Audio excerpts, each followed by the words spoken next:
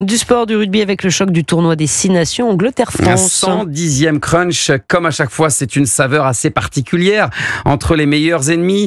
Après 3 victoires consécutives contre les Anglais, défaite des Bleus ce soir. Bonsoir Christopher Philoc. Bonsoir Brandon. Alors défaite sur le fil, que c'est cruel au bout du bout. Les hommes de Fabien Galtier s'inclinent 26-25 à Twickenham.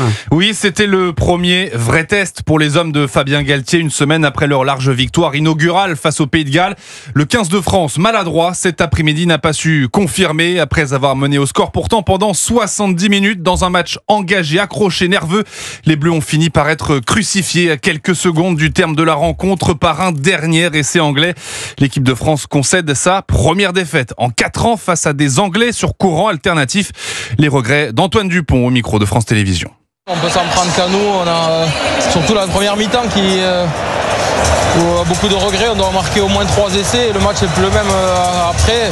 Ils ont été pragmatiques, ils ont marqué à chaque fois qu'ils sont venus chez nous et nous on a mangé trop d'occasions, on sait qu'à ce niveau-là, si on ne les met pas au fond, on ne gagne pas le match à la fin. Avec ce coup d'arrêt, les Bleus disent déjà adieu à leur rêve de grand chelem. Remporter le tournoi de destination passera par un sans faute en déplacement en Italie et en Irlande avant de recevoir l'Écosse. Que c'est dur. Merci beaucoup Christopher Philoc.